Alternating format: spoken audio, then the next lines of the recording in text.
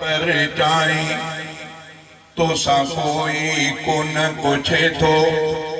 नकी तो खां को भी पूछे थो के त खिलियो खीर पियन था तंहिंखां पाहण थो पीहाई के त खिलियो खीर पियन था तंहिंखां पाहण थो पीहाई मुंहिंजा मिठा मालिक साईं कंहिंखे रुआरे पर चाई तो सा कोई कोन पूछे थो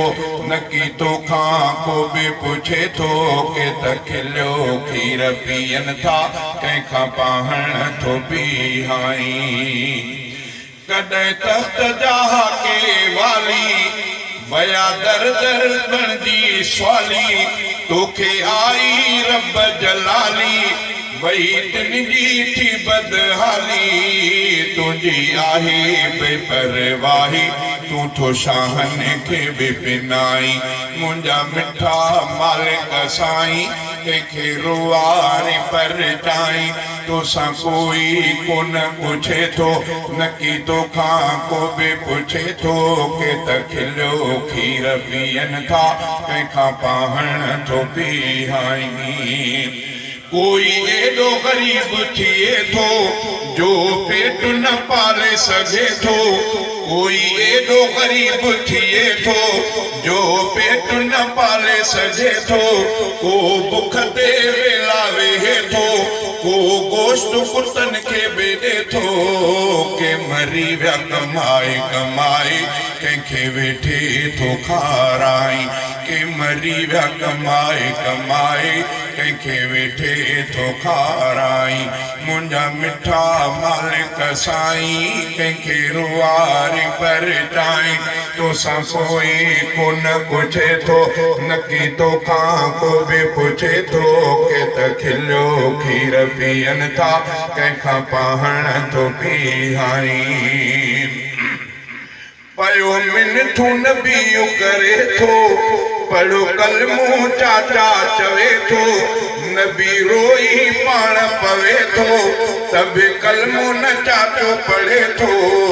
बणियो भाटियो जन्नत वारो ऐं चाचो बाहि पुॼाई बणियो भाटियो जन्नत वारो ऐं चाचो बाहि पुॼाई मुंहिंजा मिठा मालिक साईं कंहिंखे रुआरे पर चाई तोसां कोई कोन पूछे थो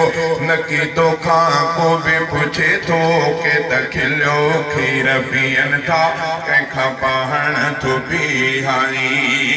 तुंहिंजा दुश्मन खाइनि मुर्गियूं तुंहिंजे दोस्तनि खे सुकियूं मानियूं किन खे बंगुला किन खे मारियूं किन खे झूपा किन खे झुगियूं पंहिंजे दोस्तनि खे तूं ॾुखनि ते कीअं राज़ी थो पियो रहाई पंहिंजे दोस्तनि खे तूं ॾुखनि ते कीअं राज़ी थो पियो रहाई मुंहिंजा मिठा मालिक साईं कंहिंखे रुआरे पर चाई तोसां कोई कोन पूछे थो